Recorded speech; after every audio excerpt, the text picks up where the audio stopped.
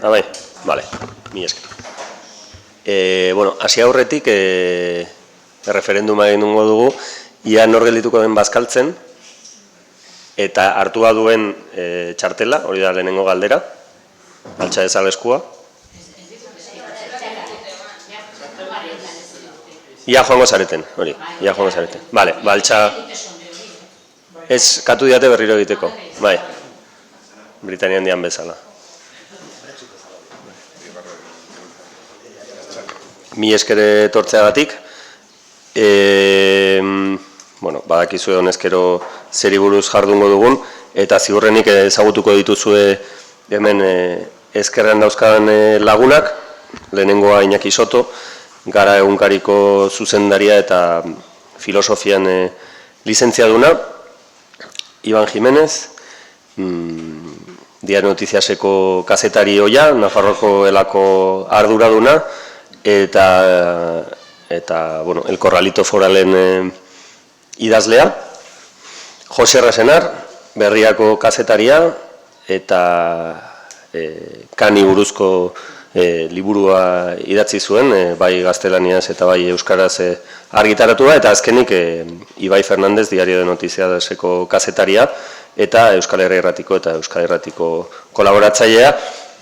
Esan daiteke guztiak nolabait esatearren harremanetan jartzen dituen kontuetako bat da, iaz gertatu zen eraldaketa instituzional horretan norbera bere eremutik parte hartzen aritu zela, bai kazetaritzatik eta liburugintzatik bereziki, eta izan daitekela, nik esango nuke estatu mailan leku gutxitan egongo zirela hainbesterako tokian tokiko edizio eta kazetari horrelako lanetan egon zirenak, bereziki destituzio fase horretan. Nik 3 galdera egingo dizkiet, eta 3 galdera horiei sarrera emateko analogia historiko bat egingo dut, berriki, bueno, 20ko hamarkadan Sobiet Batasunean egon zen eztabaida handiaren inguruko liburu bat irakurtzen ari nintzen, eta hor Giuliano Procacci, Florentziako Unibertsitateko eta Erromako Unibertsitateko irakasleak oso sarrera interesgarri egiten zuen. Procaccik bereziki Machiavellori buruz eta Marxi buruz idatzi zuen, baina baita ere Italia garaikideko historiari buruz, eta bertan batzen zituen eztabaida handi horretan egon ziren testu desberdinak, ja mitikoak diren Trotsky, Bukharin, Zinoviev edo Stalinen posizioak aurkezten zituen. Hitzaurre hortako puntu batean esaten zuen eztabaida horietan guztietan bazegoela tono bat, dena ulertzeko marko bat, bereziki oinarria zuena ezadostasuna eta elkarren arteko oposizioa kudeatzeko unean, ez? Procaccik esaten zuenez, nabarmena zen ibai handi horretan, hau da, Rusian eta Sobiet Batasunean egon zen aldaketa historiko horretan, urazalean bazeudela olatuak, bazegoela bitza eta bazegoela, kasu askotan enkontru falta, baina bazegoela aldi berean korronte sakon bat guztien posizioetan eta pentsamenduetan aurkizitekena bertan aurkezten ziren testu horietan, ez? Eta beraz, unean uneko polemikak, afera pertsonalak, eta alakoek ez zituztela funtsezko printzipioak ahultzen. Alegia, helburu jakin batzuk partekatzen zituztela, eta idealak garatzeko bide luze hori ulertzen zutela bere eztabaidekin. Naiz eta hori ere berak aitortzen zuen, ez zutela gogo handirik ere eztabaida horietan gehiegik ateatzeko oinarrizko konbikzioetan sakontzea zelako haien helburua. Nik beraz eta orden geografikoan hitza eman aurretik 3 galdera hauek proposatuko ditut behintzat beraien lehenengo hitzartzean, gero nik galderaren bat egingo diet eta zuei emango dizuet hitza. Eta lehenengo galdera da, erakundeetara iritsi aurretik ze oinarrizko konbikzio partekatzen zituzten zuen ustez gero gobernu programa eta udalerri paktuak egin dituzten horiek. Salbuetsita, UPN erakundetatik botatzea noski. Bigarren galdera da, gaur egun ia partekatzen duten korronte sakonen bat, eta partekatzen badute zein den korronte hori. Eta azkeneko galdera da,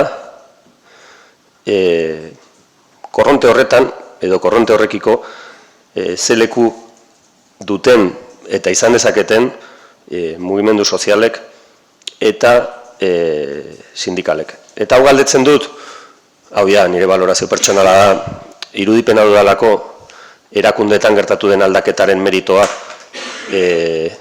funtsean mugimendu sozial eta sindikalena izan dela alderdina baino gehiago, baina aldi berean zalantza daukat destituzioan sakontzetik eratze fase horretara ze paper joka dezaketen hain zuzen ere ez bakarrik alderdiek eta erakunde, baizik eta mugimendu sozialek eta sindikalek. Eta pixka bat, kale honetan bertan zenbaki batzuk gorago duela 15 egun Pablo Solonek esan zuen neurrian zenbateraino izango diren gai edo diren gai gaur egun mugimendu sozialak Nafarroan agenda propio bat izateko, gaiak azaleratzeko, proposamenak izateko eta behar den neurrian noski erakundeak fiskalizatzeko. Beraz, Iñaki. Kaixo, egunon eta mi esker etortzeagatik. Nik nerea botako dut eta saiatuko naiz nere hortan galdera hoiei ze puntutaraino ematen diedan erantzuna azaltzen. Hasiera batean galdetu ziguten edo hona etortzeko orduan konbokatu gintuztenean esan ziguten aldaketaren aurrekariak, pixkat egungo egoera eta aurrera begira nolabait ere hori, beste hitz batzuekin, ez? Uste dut, atzera begiratzen baldin badiogu, argi dago alde batetik eman egiten direla baldintza objektibo batzuk, direla erregimenaren deskonposizio hori, ematen da tormenta perfecto bat, eta horrekin batera, egia da sortu egin dela urtetan Nafarroan existitu egiten den ikuspuntu kontrakultural horrek hartu egiten du beste dimensio bat. Ordura arte oso alternatiboa izan dena, oso kontrapotere bezala planteatu egin dena ikusten ditu espektatiba batzuk, eta horretarako horren katalizatzailea nik uste dut alderdiak izan badirela, alternatiba efikaz bat planteatzen dutelako ordura arte existitu egiten zena, ez? Uste dut, atzera begiratzen baldin badiogu dena dauzkago esplikazioa gertatu denarentzat. Zaila da aurrera begira apostu horiek benetan arrakastatsuak izatea. Eta uste dut alderdien arteko desberdintasunak ondo kudeatu zituztela, eta horrekin batera kapazak izan zirela Nafarroan dagoen pluraltasun horri bakoitza bere aldetik ahalik eta etekin handiena ateratzeko, ez? Existitu egiten zirelako baldintza subjektibo horiek, nire ustez argita garbi herri mugimenduak eta, gizarte zibilak sortu egin zituenak. Momentu batean gainera, deskonposizio horren aurrean batu egiten dena eta nolabait ere beste dimensio bat hartu egiten duena, ez? Orduan uste dut, konbintzio partekatu horiei begiratuta, alde batetik dagoena da evidentea hau aldatu egin behar da, daudenak kendu egin behar ditugu, eta baldintzak sortzen dira, ez hori bakarrik termino reaktiboetan egiteko, baizik eta erregimenaren barruan ere existitu egiten delako, nire ustez hori hauteskundei begiratzen baldin badiegu urrengotarako ere kontutan hartu behar izan da. Uste dut erregimena babestu duten horiek hein batean utzi egiten dutela hori aldatzen. Alegia, abstentzioaren bitartez, beste boto batzuen bitartez, ordura arte UPN-PSN-eren aldeko autua egin duen hauteslegoaren parte batek ez du aldaketa hobesten, baina permititu egiten du. Konbikzio partekatu horietan ere ustez badago herritartasunaren kontzepzio nagusi bat, eta da, erregimen hau da erregimen segregazionista bat, lehenengo mailako eta bigarren mailako herritarrak sortu ditu, bere politikak honela kudeatzen ditu, banaketa horren arabera, eta horri buelta eman behar zaio. Orduan, ados zentzu positibo horretan, ez reaktibo horretan, lortzen dutena da, adostasun minimo bat, esateko lortu behar deguna da, gobernu bat Nafarroko herritar guztientzat gobernatuko duena, aldatuko dituena politikak eta posible egingo duena, ez bakarri legegintzaldi honetan, baizik eta strukturalki herrialde honetan, geroz eta gehiago, progresiboki, herritar guztiak berdin bezala tratatuak izatea, ez? Egia da, korronte hori oso momentuari lotuta dagola, momentum hori oso potentea da, eta behin lortzen denean, nire ustez sortu egiten da, ze puntutaraino garen alternatiba bat, eta ze puntutaraino garen alternantzia. Uste dut, gobernuaren zalantzetako bat hori izan daitekela, ez? Momentu horrek dauzka gauza positibo asko, baina ematen den testu inguru orokorra ez da bereziki positiboa. Nik uste dut, orokorrean Euskal Herria mediokridade ziklo batean sartuta dagoela, eta egia da Nafarroan hori hein batean eten egiten dela.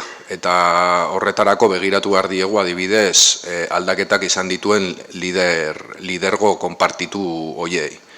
Iruditzen zait mediokridade horren aztarna nagusiak direla eta erregimenaren barruan oso txertatuak zeuden, alde batetik klientelismoa, beste alde batetik parasitismoa, apurtu eginda historikoki gure zeinua izan den lanaren kultura, horrekin batera parrokianismoa, eta egia da maila batean, momentu horretan mugimendu zabal horrek lortu egiten duela parrokianismo horrekin amaitzea, eta gero egiturazko auzi ekonomiko bat, eta da rentismoa. Ibanek ere planteatu egiten duen irakurketa honetan, nire ustez erregimenaren diagnosian agertu egiten dira elementu hauek. Nire kezka da, alternantziaren eskema horretan ze puntutaraino gainditu daitezken joera horiek. Ez direna bakarrik Euskal Herrikoak, ez direna bakarrik Espainiarrak, ziur asko kontinentalak dira eta globalari begiratzen baldin badiogu existitu egiten dira beste zentzu batean. Alternatiba izatearen horretan sortu egiten zaigu mugimenduen demanda hori. Eta da aldaketa izango da nik esaten dudana edo ez da aldaketa izango. Uste dut horrekin arazo bat daukagula. Baldin, eta ez badira horrekin batera planteatzen zeintzuk dira izateko estrategia efikazak. Alegia, ez badegu esaten argi eta garbi ze politika publikoek, ze dinamika politikoek, ze jokabide instituzional eta sozialek lortu dezakete epe batzuen barruan aldaketa horiek honela izatea. Bestela, ari gara olentzer hori gutun bat eskatzen eta hortik aparte ezer gutxi gehiago. Sartuta ja aldaketaren fase honetara. Lehen urtearen balantzean nik uste dut nahiko positiboa dela egin zitekena eta egin dena kontuan hartuta.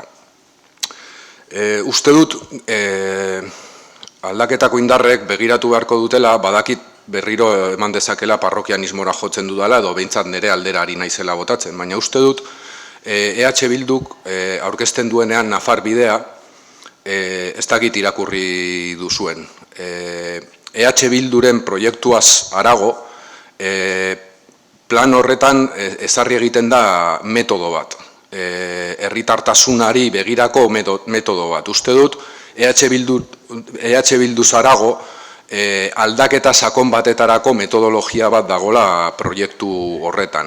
Kezka daukat ze puntutaraino arrazoi desberdinak direla medio, EH Bildu kapaz izan ote den bere baitan ere hori egonkortzeko edo aurrera planteatzeko. baina beste indarrei ere ez bakarri beraiei erabaki dutelako eta koherentizateko zentzu horretan, baizik eta beste indarrei ere eskatuko nieke begirada bat botatzeko ikusiko dutelako hor aliantzen, agendaren, EPN irudikapen nahiko argi bat eman egiten da, non gainera ez dan berez EH Bilduren proiektu hori bakarrik aurrera ateratzeko planteamendu bat egiten, baizik eta aldaketa hori urtetan egonkortzeko. Horrekin batera akordio programa nik uste dut garatu egin behar dela eta ez dela bakarrik instituzionalki garatu behar. Herri mugimenduak zer egin behar duen horretan, uste dut ere begiratu behar duela programa horretan zer dagoen eta ze puntutan garatu egin behar den. Amaierarako utzita neukan, baina aipatu egingo dut adibide bat oso argia dena. Gu, komunikabideok, sektore bezala, pentsatu behar dugu akordio hori nola garatu daiteken. Hain zuzen ere, komunikabidei buruz esaten dituen lau gauzak, motz geratzen direlako herrialde honetan, klientelismori gabeko, parasitismori gabeko, parrokianismori gabeko eta rentismori gabeko komunikabideen sistema bat eratzeko. Eta hori ez da gobernuak egingo duen zerbait, ez baldin badugu guk sektore bezala hor indar bat egiten. Urte hau aurrean daukaguna determinantea izango da instituzionalki. Eta ez dakit bigarren galdera horrekin eta hirugarrenaren artean ze puntutaraino uste dut ez dagoela kontzertatua dinamika politiko hau, alegia herri mugimenduaren eta instituzioen artean badago elkarrizketa bat, baina ez da lortu oraindik orain konzertatzea dinamika horren aspektu guztiak. Ez dut esaten itxi egin behar denik, ez dut esaten konzertazio hori era itxi batean egin behar denik, baina bai uste dut EPEI begiratzen baldin badiogu behintzat legegintzaldiaren EPE hoiei aurten urtea determinantea izango da. Izan ere hauteskundetatik gatoz, lehenen urtearen balantzea da, simbolikoki gauza batzuk egin dira, orain urte honetan martxan jarrial izango dira politika batzuk, hortik aurrera oso zaila izango direna kudeatzea. Eta da batez ere hortik aurrera Ekuadorrean sartzen zara, alderdiak hasten dira mugitzen, eta horren barruan hauteskunde giroa geroz eta gehiago temperatura hori igotzen hasten da, eta azkenean itogarria izaten da. Asteburuko hauteskunde uste dut aldaketari min pixka bat eman diotela, ez batez ere emaitzengatik, edo emaitza zehatzengatik bakarrik, baizik eta deskonpentsatu egin dutelako eta aurretik bazegoelako joera hori. Eta da, hasi zirenean zeuzkaten hipotesietatik batzuk ez dira bete. Alegia, uste dut Usue Barkosek oso argi zeukala, edo behintzat bere planteamenduak duten oso argi esaten zuen, PSN lehen edo beranduago sartu egingo zela eskema honetara, edo nolabaiteko partekatze batetara, eta hori ez da gertatu. Hain zuzen ere, azkeneko hauteskunde hauetan, bazegoen aukera bat, abertzaleen arteko akordio batetara, koalizio orokorra erori egin zenean. Bi alderdiek baloratu egin zuten, ez alderdiek, baizik eta koalizioek adostu egin zuten, horrek irudikatuko zuela frentismoaren ideia hori berriro, abertzaleen eta espainoleen artean, elementu identitarioa, eta erabaki zuten, nik orduan pentsatu nuen, onartu behar dut, zentzuz erabaki zutela hori ez egitea. Emaitzak ikusita, ez dut uste egonkortu behar denik frente abertzale bat, baina bai uste dut frente abertzale horrek gauza batzuk egin behar dituela. Eta horrekin batera gobernua aurretik deskonpensatua egon zen, negoziazioak oso gogorrak izan zirelako, eta Barkosek ez zuelako bete berak ezarritako irizpide bat, eta da independienteena. Horrek, deskonpensazio horrekin eraman du urte honetan guztian, batez ere EH Bilduren gainean babes hori bilatzera, eta EH Bilduren posizioa horretan nik uste dut konplikatua dela. Alegia, batez ere, berak ere zuelako bete EAJ-ko ordezkaria sartzen duenean horretan. Orduan, aurretik zeuden joera horiek indartu egin dira honetan, eta uste dut horrek kudeak eta urgente bat behar duela. Urgenteaz dut esaten orain behar, baina bai, behintzat hori mai gainean jarri egin behar dutela. Eta amaitzeko, guri dagokigunagatik, komunikabideak zer. Uste dut, autoki guztietan esaten dut ez bakarrik hemen, baina da basamortuan hitz egitearen antzerakoa. Gu sektore bat gara, eta sektore bat gara bizentzutan. Alde batetik gara sektore industrial bat, nola baita esateko, eta beste alde batetik gara kulturaren industria bat. Gure funtzio sozial nagusietako bat, gure misioetako bat, izan behar du eztabaida publikoari maila ematea. Joera orokorrak horren kontrakoa direnean ere, eta gure salmentak ikusi besterik ez dago, zein den gure egoera krisi bikoitz honetan. Uste dut, begiratzen baldin badiegu AGI eta komunikabideen terrenoan oso argi dago klientelismoa egon dela, parasitismoa egon dela, parrokianismoa egon dela eta rentismoa egon dela, Nafarroan. Begiratu beharko genioke nola eten historikoak izan diren eskema horiek, beti ere planteatuta guk ez diegula beraiei egingo, guri beraiek egin ziguten hori. Alegia, eta hori da nire ustez aldaketaren frontispizioa esaten dena. Adostasun edo korronte konbikzioiek baldin baziren herritartasun bat bilatu egin behar da, demokraziaren bitartez lortu behar dugu eskubide horiek lortzea, korronte sakon hori hain zuzen ere batzen dituen hainbatean demokratizazio radikal baten asmo hori baldin bada, eta hor topatu baldin badaitezke mugimendu sozialak eta instituzioak, uste dut hori euki beharko genukela baita komunikabideok ere buruan gure planteamenduak egiteko orduan. Bai. Nik ere galdera hauek erantzungo dizkiot, lehen eta behin,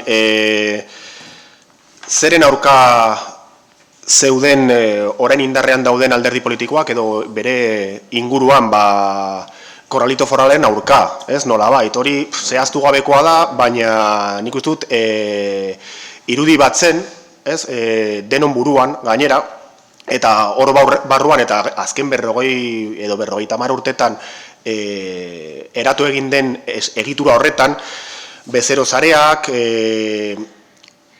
eliten interesen aldeko politika, behin eta berriz, ez dakit, gizarte zati handi baten baztertze prozesua, Euskaldun, horien artean adibidez, eta hori bazen egitura bat, metafora bat erabiltzearren, bazegoen elefante bat egongelaren erdian, ez? Eta ez zegoen saiesterik.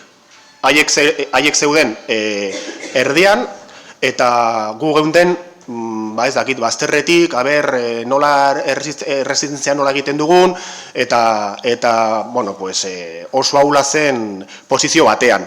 Gero etorri zen, Miguel Sanzen teoria, gogoratuko duzu gastatxoaren teoria, eta haiek, Miguel Sanzek, baina beste batzuk ere kokatu zituzten elementu guztiak gastatxoaren teoria horretan, eta haiek zeuden gastatxo horren partean, gehiengoaren partean nolabait, eta beste gune hori hor kanpoan zegoena, libre zegoen edo desegiratuta edo gure arteko desadostasunak aprobetxatzen, ez? Zer gertatu zen? Gero etorri zen krisialdi ekonomikoa, etaren amaiera ere bai, eta horrek ekarri digu nolabaiteko glasnost bat edo urtze bat edo olako zerbait. Krisialdi ekonomikoaren bidez konturatu ziren ja ez zegoela gozokiri guztiontzat, eta bezero sareak igatzen hasten ziren, eta ez zegoen posturik denontzako ez Nafarroako aurrezkikutzan, ez enpresa publikoetan, ez leku askotan, eta dirulaguntzaren beherapena ere etorri zitzaien, ez? Gero etorri zen baita ere, mugimendu sozial askoren edo guztion lana, hor zegon kontuz adibidez, Nafarroako lan aurrezkikutzaren bigarren mailako ustelkeria salatzen, eta ez dugu ahaztu behar, hemen azken urteotan gertatutako ustelkeria bigarren mailakoa da, konparatzen badugu Valentzian gertatutarekin, edo Madrilen, edo Katalunian, edo beste leku askotan, baina hemen Nafarroan bigarren mailako ustelkeri horrek piztu egin zuen sumindura, ez? Gehiengo baten sumindura. Eta gehiengo bat bihurtuta, gastatxoaren horren gehiengo berria bihurtu ginen gu. Orduan etorri ziren iazko maiatzaren hauteskundeak. Eta Korralito foralaren kanpoan zeuden alderdiok irabazei zituzten hauteskundeak. Poza izugarria, gau hartakoa poz izugarria.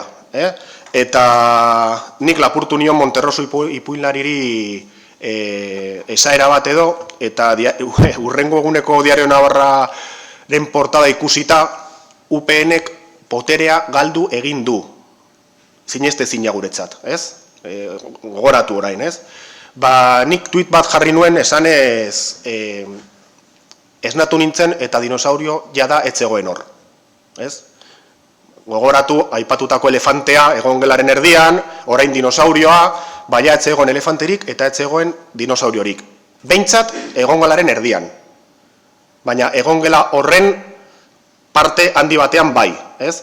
Eta gogora ekarriko ditut beste bi aipu, bata Santi Leonek egun horretan egindakoa, eta berak esan zuen, orain arteko zailena lorturik, errazena lortu dugula erran behar dugu. Hori kontuan hartzekoa. Eta bestea, Vicente Serrano Oizkorena, hemen gure artean dagoena, ahal izatetik nahi izatera pasatzeko unea heldu da. Denon gogoetarako, ez? Bueno, aldaketa mamitu egin zen, nola zen akorde programatiko baten bidez, gobernua osatu zen, Iñakik oso ondo adierazui dituen zailtasunekin. Bueno, dena aldaketaren alde. Gaztelaniaz esaten den bezala, por la paz una Ave María. Eta aurrera, ez? Aurrera. Eta gobernua osatu zen, eta uda etorri zen, eta gero gauden ikasturte honetan, oraindik, ez? Bueno, neurri batzuk hartu ziren, keinu simbolikoak batez ere, memoria historikoa, euskararen aldeko neurri batzuk, ez beste batzuk. Bueno, gauza batzuk, ongi. Beste batzuk egiteke daude, oraindik, ez? Non gaude orain, niri atzo edo, etorri zitzaidan berriro, Usue Barkosen adierazpen bat, nik ez dakit bere investiduraren diskursuan esandakoa edo geroago, baina lehendabiziko momentuan esandako zerbait, eta berak bere burua aurkeztu zuen esanez, gogoratuko duze. Ni banaiz, lehendakari, eta lehendakariaren aipamena okerra, baina tira, ni lehendakari abertzalea naiz, abertzalea ez den lurralde batean, ez? Bueno, bera kokatzen zen gutxiengo batean, ez? Eta norbaitek galdetu aldu, orduan gutxiengoan bazaude, nola iritsi zara gobernura? Neurri antidemokratiko baten bidez, estatu kolpe baten bidez, edo nola iritsi zara gobernura? Gutxiengoan bazaude, nola zara presidentea eta ez lehendakaria? Claro, horrek badu bere mamia, ez? Eta horren itzuliko gara hasierara. Zeren aurka zeundeten, hauteskundak baino lehenen? Korralituaren aurka. Eta korralituaren aurkakoak ginen, hemen gauden ia guztiok edo guztiok, baina gehiengo soziala. Eta gehiengo sozial horren presidentea zara. Abertzaleak eta ez abertzaleak, ez? Baina korralito horren aurkako ordezkaria zara, eta presidentea zara, ez? Ez gutxiengo baten ordezkaria, ez? Bueno, aldaketa handia, denok irudikatzen dugun amestutako aldaketa handi hori oso zaila da, gauzatzeko, hori badakigu denok, baina hori eskuratzeko zer behar dugu? Aldaketa jarraitu eta zehatzen bidez lortuko dugu, besterik ez.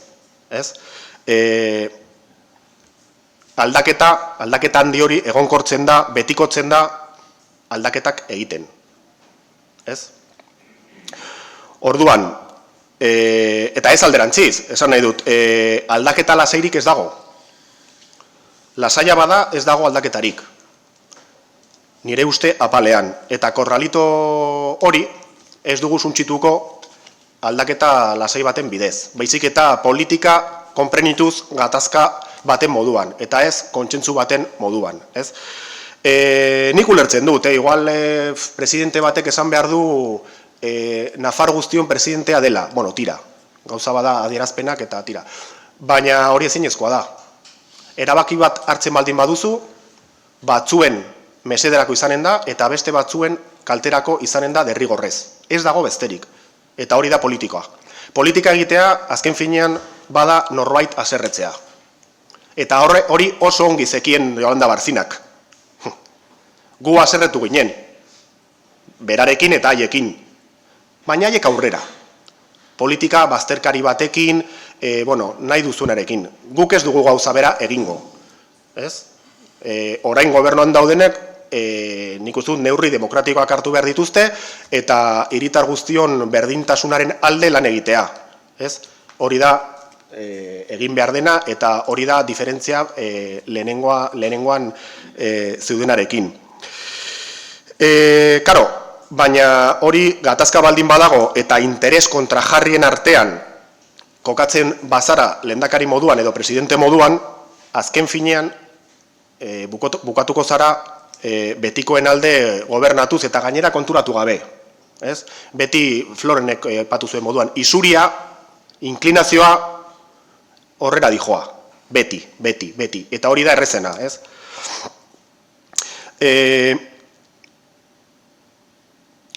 Itzaurrean, liburuaren itzaurrean jarri nuen izenburu bat, eta nik ez nekien nora iritsiko zen izenburu hori, eta bazen liburu hau ez zaizue gustatuko. Aitak esan zidan, pues niri gustatu zait, digo, ja ba, baina nik ez nuen horregatik jarri. Karo, egoera baten deskribapena eta salaketa batetik abiaturik konturatu egin naiz urte honetan, aurten, karo, salaketa bat izatetik etxeko lanen zerrenda izatera bihurtu egin da, liburua. Ze etxeko lan zailak ditugu aurrean. Eta zenolako gatazka etorriko zaigu korralitoa suntzitzen, edo suntzitu nahi badugu, klaro.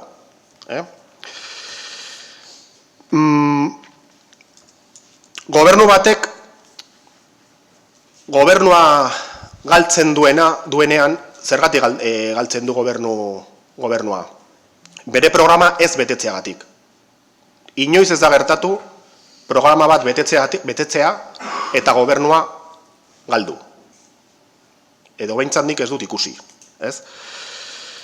Eta azken finean nire interbentzioa bukatzeko Joan Fuster idazle valentziarraren aipamena ekarriko dut, gurera. Guk gure politika egiten ez badugu, gu gabe eta gure aurka egingo digute. Mila esker. Bueno, kaixo. Noa elkartzen dudan guztia, baina, bueno, abiatuko naiz, orain da gutxi gertatzen zen pasarte batetik, eta nire alboan ditudan bi pertsonak dira protagonista. Bueno, katakraken geundela, Iban eta Ibai ari ziren hizketan, eta Ibai gaur egun sindikalista eta liburu egilea da, baina, bueno, oraindik ere uste dut bere burua kazetaritzat duela. Eta, bueno, ari zitzaion komentatzen Ibairi nola, ze perspektiba irabazi duela behin kazetaritzaren egunerokotasunetik atera denean, ez? Eta justo solasaldiaren bukaeran bat egin dut, eta ez nekien ari zen bere esperientziaz edo gobernuaz, ez? Sentsazioa duki dudalako nineuk aldaketaren protagonista direnak edo, bueno, protagonista azkenean gizartearen sektore zabal bat izan da, ez? Baina, bueno, alderdien aldetik bai sentsazio duki dut azkeneko urtebetean egunerokotasunak oso irentsita edo harrapatuta egon direla. Eta gizarteari neurri batean ere hori ere behar bada gertatzen zaigu, eta azkar hasten gara nondik gatozen, ez? Eta perspektiba hori nik uste dut beharrezkoa dela bai iraganera begira, bai etorkizunera begira ere, nondik gatozen eta nora goazen. Eta, bueno, gero gauxiago sakonduko dut nora goazen eta perspektiba horretan nola bat egiten duten lau alderdiek, edo bat egiten alduten lau alderdiek, baina oinarrizko konbikzioa izan da edoik egin digun lehenengo galdera, eta nire ustez, zaki konbikzioa, baina bat egiten dituen sektoreak edo alderdiak, esango nuke, direla sektore guzti horrek, bai abertzaleak, bai ezkerreko aldugu eta ezkerrak ordezkatzen duten sektore guzti hori, apur bat bazterrean egon direla, edo baztertuta, batzuk bazterrean, beste batzuk baztertuta.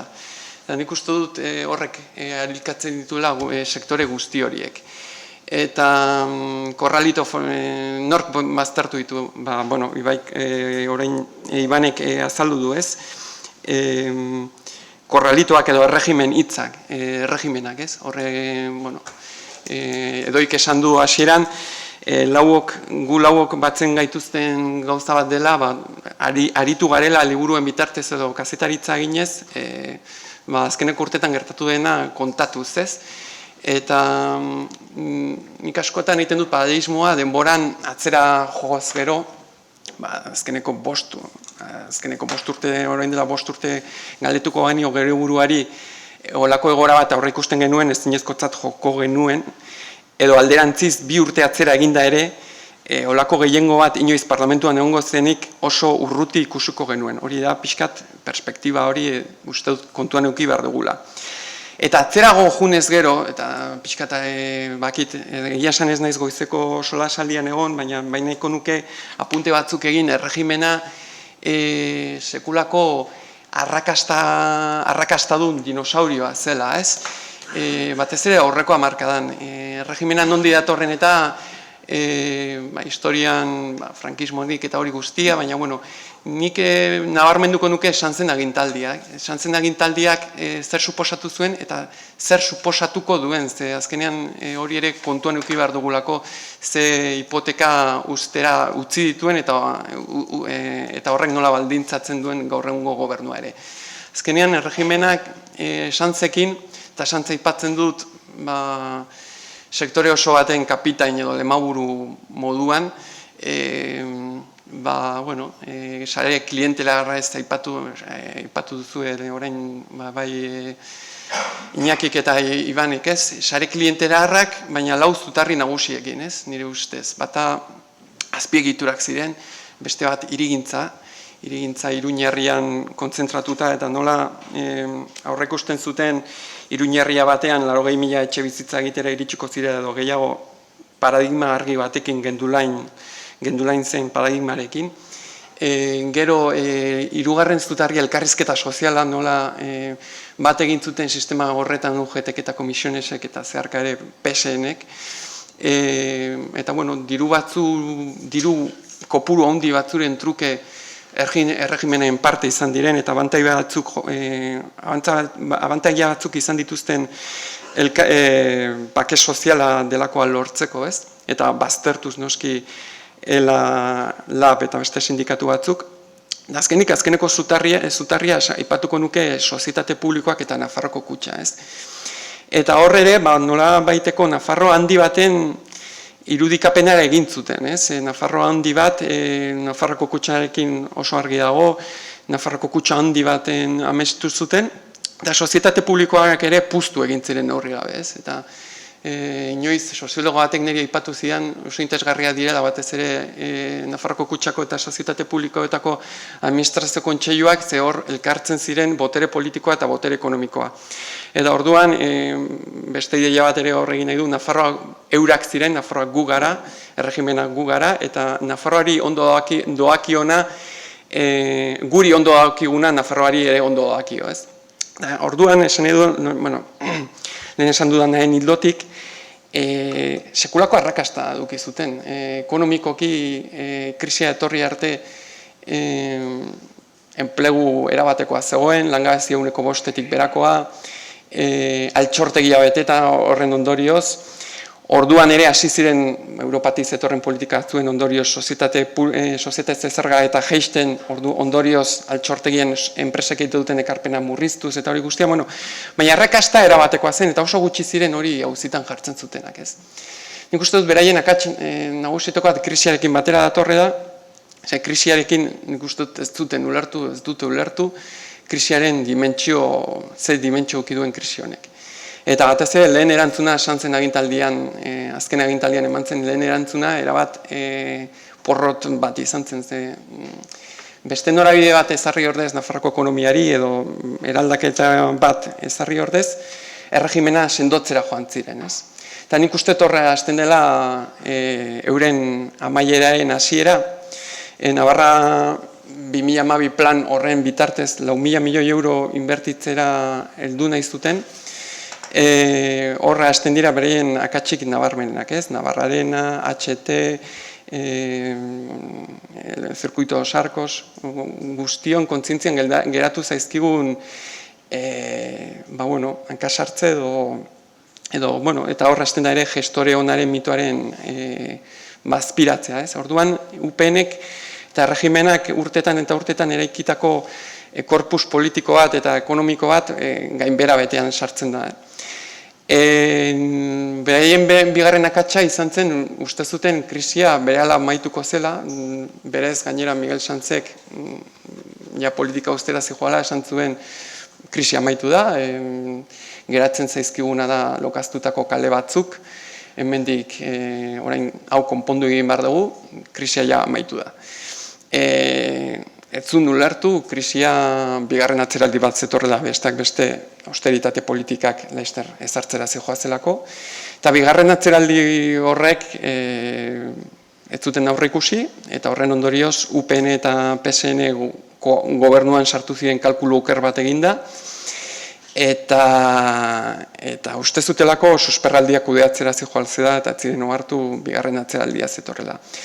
Eta gainera, keynesianismo esan zen garaiko keynesianismoak kakotxa artean inbertsio publiko porrustada hori amaitu zitzaien, iturria jaitsita zegoen, eta ondorioz erregimena, Ibanek aipatu duen logela erdiko dinosaurio hori, odolusten hasi zen, azkenean dirua pixkanaka edo dirutanta, erregimena edo sare klientelar hori elikatu duen dirua murriztuz joan zen.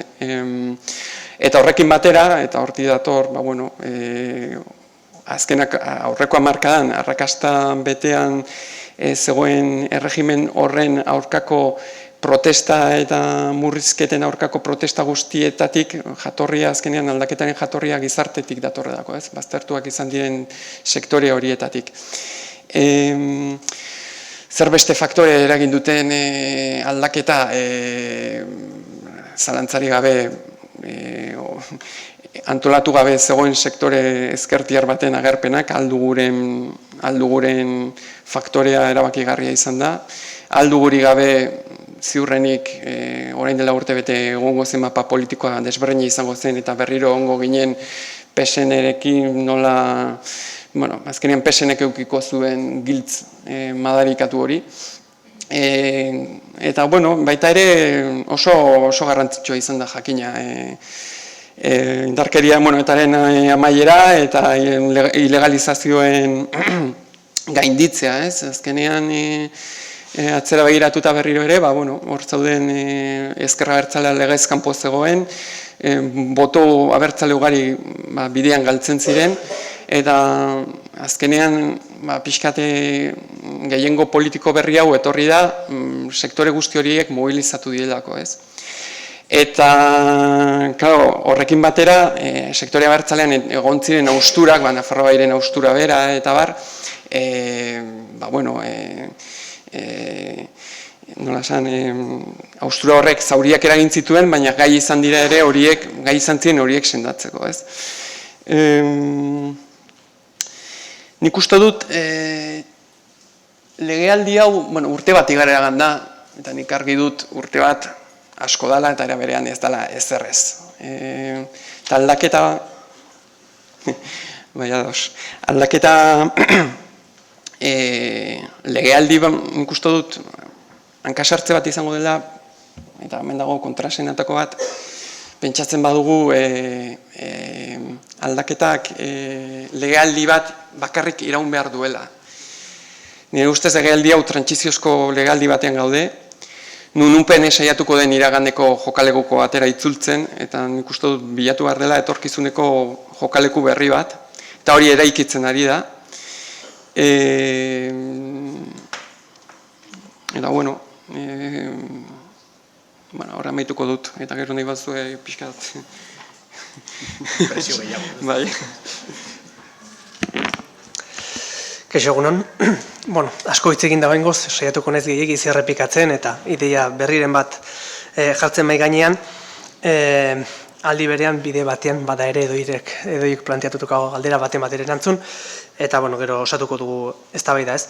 Nik uste ongi adierazi duela hasieran Iñakik ez, nola ekaitza perfektu bat eman zen Nafarroan 2015ko maiatza hartan ez. Elementu ezberdinak elkartu ziren batera, ez ditut guztiak errepikatuko, Josarrako ongi azaldu ditu, baina bai argi egon zen, PSN nolabait ere jokoz kanpo gelditua zegoen UPN-erekin eskutik joan zelakoen beste urtetan, aldaketak ere batzuen alako grin bat, ez? Ezker abertzaletasun horretan, horrek bultzatu du, Iruin herrian ere manda alako belaunaldi aldaketa bat, ez? 50-60 garren hamarkadetan etorritako kanpotar ezkertiar horien semeak orain euskaldunak diratzo asko, edo behintzat euskaltasuna eta abertzaletasuna normaltasuna ez ikusten dute, eta horrek ere lagundu du Iruin herrian alako aldaketa bat sortzen, baina batez ere krisiak izan zuen eragina, ez?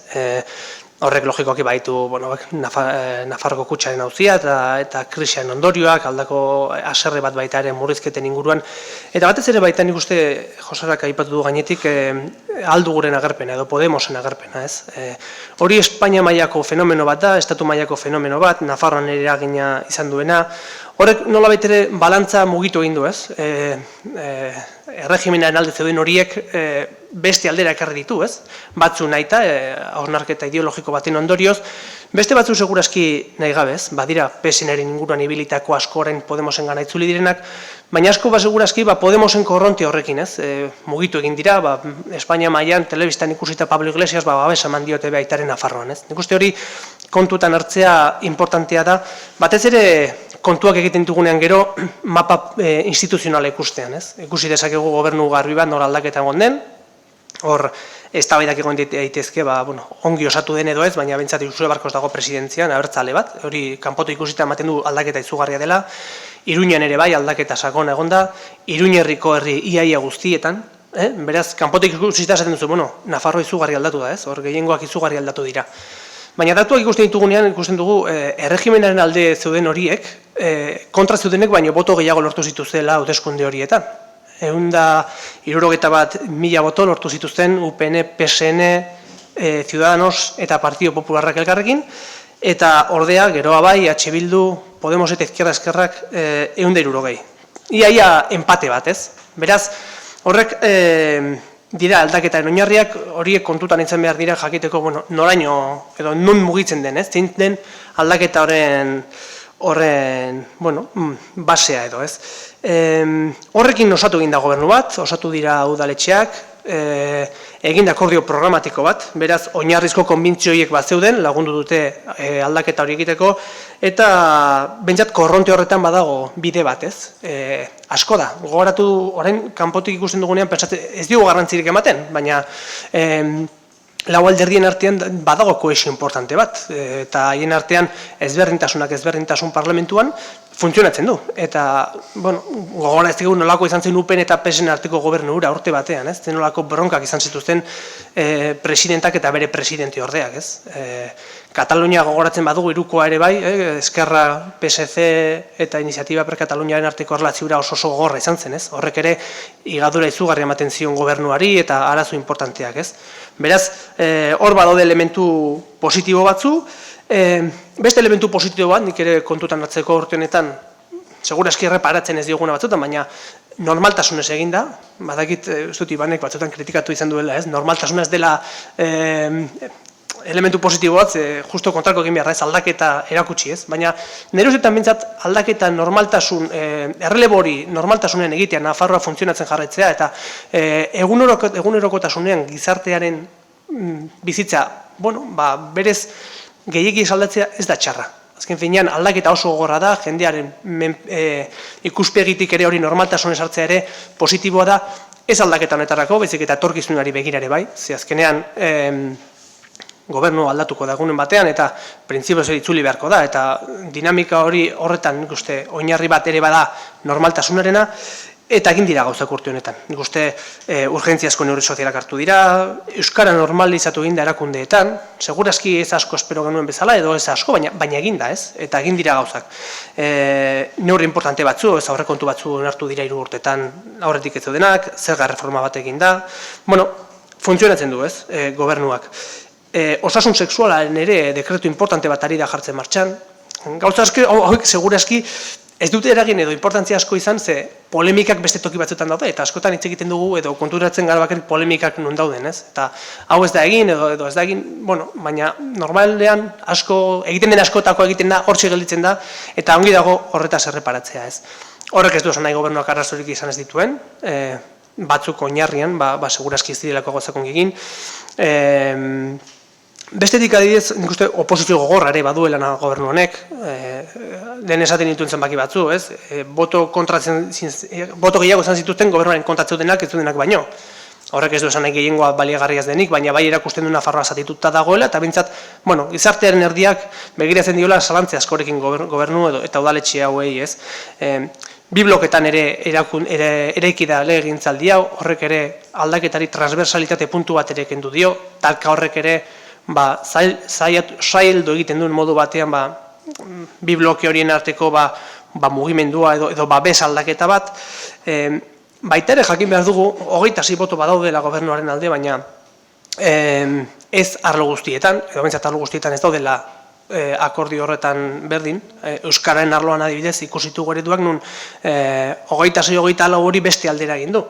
Uste ongi dagoela gogoratze, segurazki gobernoi leporatu altzai orain ez dela ausarta izan euskararekin, edo enplegu lan eskaintza horretan hain polemiko izan zen horretan atzera pausu bat ematea koldarkeri bat izan dela, ez? Baina kontutan izan behar du baita ere, izkerra-eskerrak momentu hortan ere mehatxatu egin zuela gobernuari, esan ez, PSN-ekin batera lege bat onartuko zuela hori bertan bera usteko, ez? Beraz, gobernuak ez du gehiengo nahi duen guztia egiteko gehiengo bat. Beraz, hori ere kontutan hartzea importantea da. Beste elementu bat ere bai, esperientzia eza, nik uste aldaketa sakona izan da, baina horrek ere, agintari berriek ere, kostatu zaie tokia hartzea, izendapai batzutan segurazki okertu egin dira, baina batzutan toki barrira heldu eta dauden artean ezagutzen ez dituzunak, eta horien artean bat aukeratu beharrean, batzutan dagoena usten da, behintzat funtzionatzen hasteko, ez? Hori eratzo bat da, baina ulergarria modu horretan ere bai nire ustetan. Eta bestetik ere bai, batzarata gehiek egin dira erabaki batzuetan, ez? Euskara nik uste nabarmenena izan dela. Egin dira gauza gutxi, baina egin diren gutxi horiek zarata izugarria sortu dute Nafarroan. Horrek igadura egin dio gobernuari baita ere, eta modu batean ere bere ahuldea dea erakutsi, batzutan erdipaus horretan bakarrik gelditu da, eta horrek zaildu egin dio gero bere jarrera hori defendatzean, ez? Eta nire ustetan arazo nagusiena edo, diru falta izan da, ez?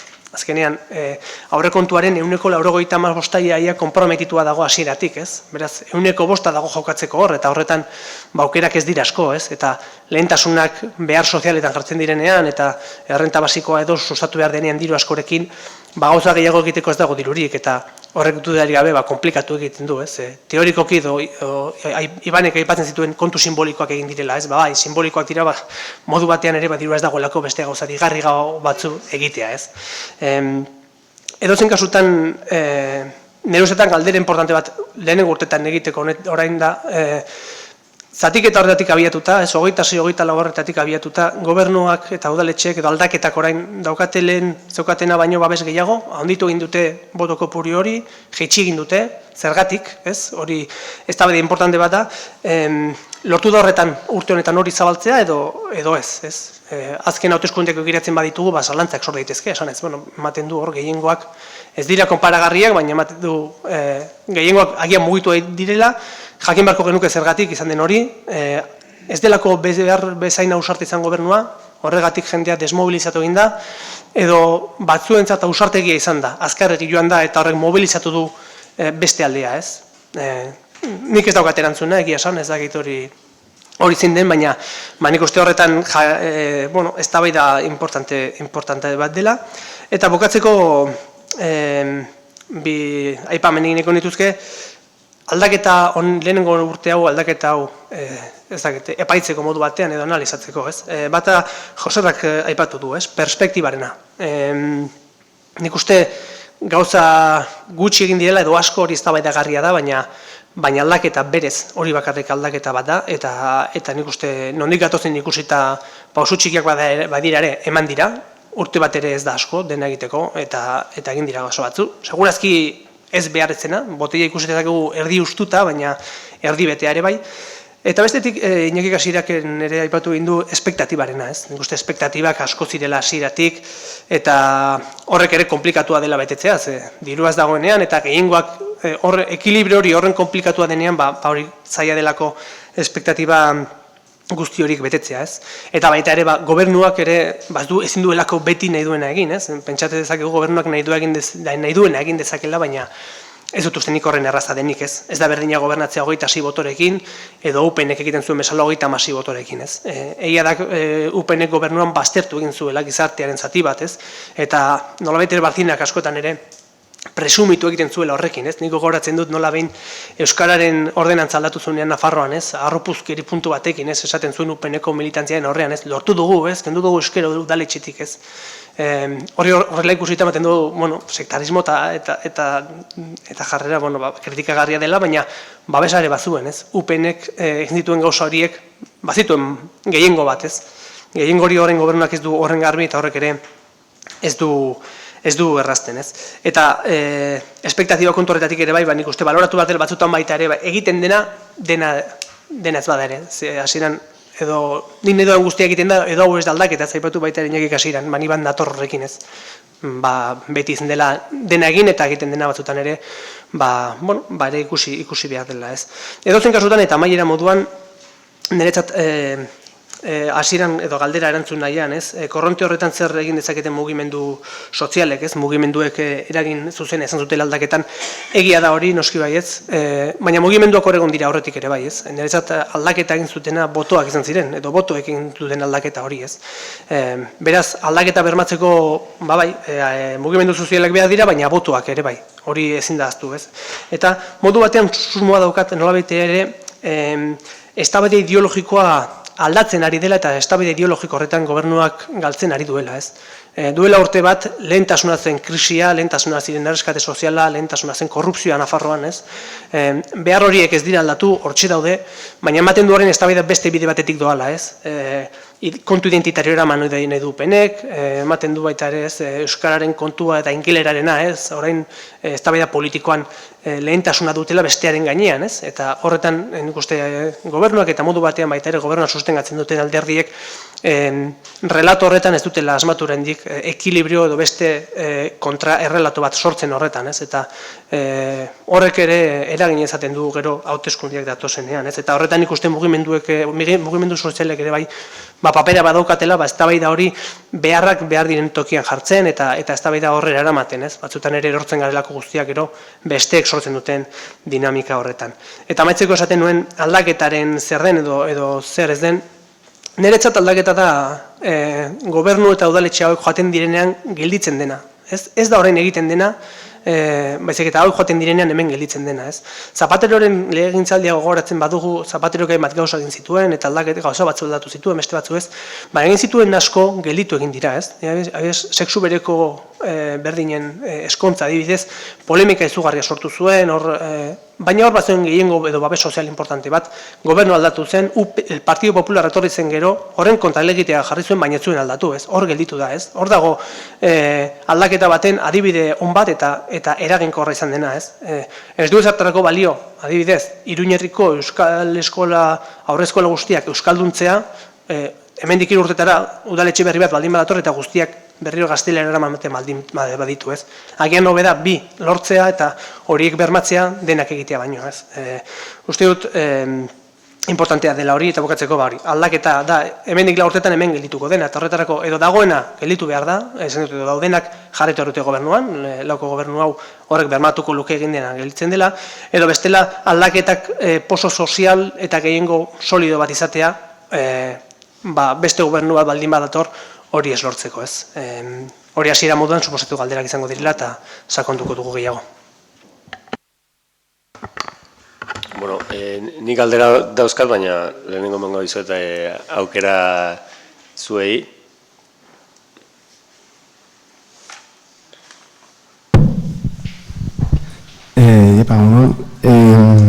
Nik nahiko nuke konpartitu zuekin hausnarketa bat, era berean galdera bat implizitoa duena. Herri mugimendua, behin da berrezatea gaia, baina herri mugimendua eta instituzioen arteko harreman artean, ez? Nafarroko gobernua eta aldaketaren gobernuen artean, ez? Izan Nafarroko gobernuan, izan udaletan. Sentsazioa neukan aurretik eta hemen areagotu zait, ni Donostiarra naiz berez, ez dut ezagutzen hemengo errealitatea. Ez dagoela komunikazio nahikorik, komunikazio bide ezberdinak izan behar dira ere, herri mugimendua eta instituzioen artean.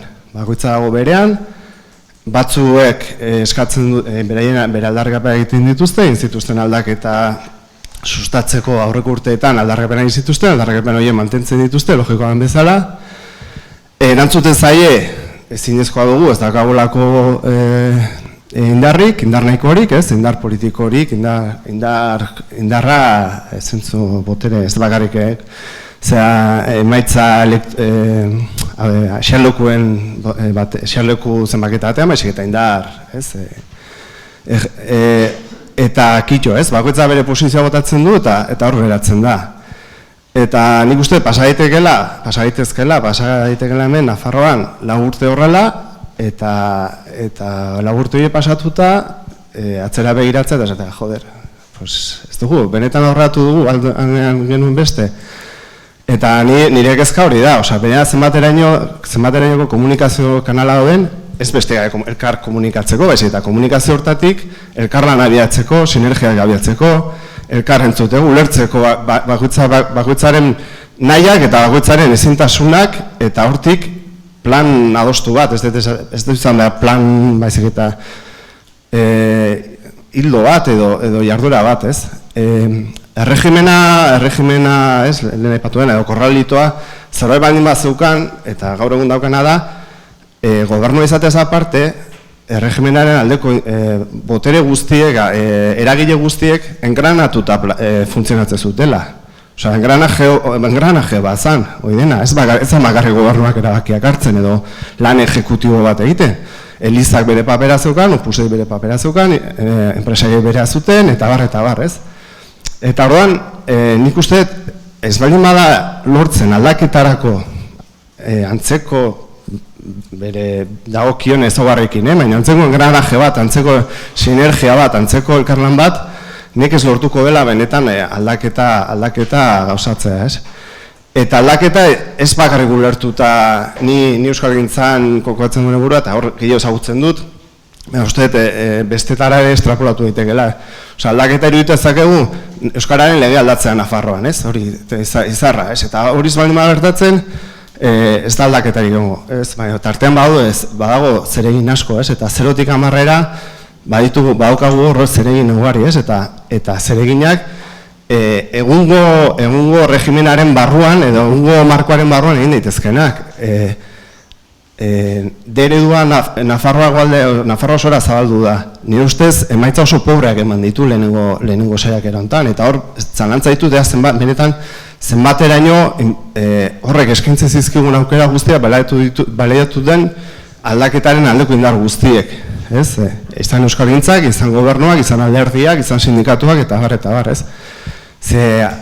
Aldaketa deredua, adibide bezala plantatzen ginez, deredua tutera batean emateak ez du bermatu orain aldaketa, ez da izan aldaketaren eragine orain, baina etorkizun batean izango da aldaketaren bermatzailea edo berriz ere erregimenera bultatzeko orain ereiten ari da deredua gotea tuteran edo bestelako eremutan edo azkenengo erabakigo bat legediaren barruan bertan ere ez batzen orain udala zen izan den legetzat hartu da langile postu batzui euskarazko exigentzia gotea, ez?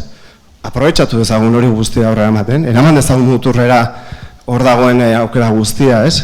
Eta hortarako elkarlana eta sinergia eta nik uste orain dela 4 aste, kontseiluak hemen Iruñan egin zuen manifestazioan, plazaratu zuen mezua, ez? Elkarlanerako mezua eskua luzatzarena, nik uste Euskalgintzak ez duela inoiz egin 50 urtetan. Horrelako mezu bat planteatzarena, horrela manifestazio baten ez bakarrik antolatzaileen mezu, eta herritarren oihuetan hor plantatzen zena, ez dela plantatu modu hortan, ez? Elkarlanerako deia, eskua luzatzarena elkarlan hortarako, eta nire kezka da hori, eta galdera hau esan da barkatu, ea zenbateraino dauden hortarako dagoen norabide hortan gauden, edo bakoitzago berean, eta nik ezin dut, ni nahi dut, eta bata besteren gatik, azkenean hankamotz, ez?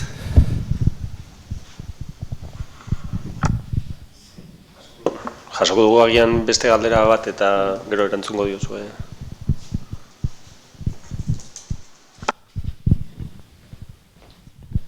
Bueno, eguerdion, ni kontutxo bat aipatzaena, hemen behinda berriz aipatzen da, azpimarratzen da, herri mugimenduaren garrantzia aldaketa honetan, edo jendartearen presioari esker eman direla hainbat eta hainbat aldaketa. Egeare aipatu dela, UPNek azkeneko urteetan hankasartza hundiak egin dituela, hainbat elementu hor egon direla, baina aipatzen da, han eta hemen, herri mugimenduak klabe izan dela, eta azken urteetan egin diren mobilizazioak. Aldiz ez dut ikusten, gero aldaketaren gobernu osatu denean, zenbateraino kontuan hartu den herri mugimendua. Eta nik uste dut alde horretatik alderdi politikoen artean edo gobernu osatzen duten alderdi politikoen artean gauzak egiterako modua ere baduela garrantzia. Eta gauzak egiterakoan egiten direla garai batean egiten zen moduan. Eta jarriko dut adibide bat. Lau alderdi politikoen artean akordio programatiko bat adostu dute. Nik uste dut akordio programatiko hori bestera batean plantatuko bagenu, herri mugimendua eta jendartea kontuan hartu beharko litzatekela eta osatuago izango litzatekela. Eta igual ez liratezkela gertatuko lehen aipatu den moduko adibidea, Arostegiarekin gertatzen ari dena edo Baskuentzaren legearekin gertatzen ari dena. Alderdi politiko horien artean adostu dituzte gauza batzuk, beste batzuk utzi dituzte etorkizunerako ez dakigu noizko, baina akordio programatiko hori benetan egin izan balitz parte hartze demokratikoa sustatuz, bestelako akordioa izango litzateke eta guztiona izango litzateke benetan. Orduan ni pixka bat hausnarketa hori mahai gainean jartzaena. Klabe izan dela herri mugimendua aldaketarako, baina aldaketa honetan herri mugimendua non dagoen nik zalantza dauzkat. Ni esker.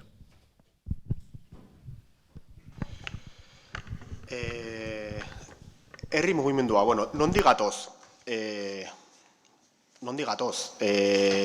Ni herri mugimenduetan ibilia naiz, eta behintzat orain badaukagu interlokuzioa gobernuarekin.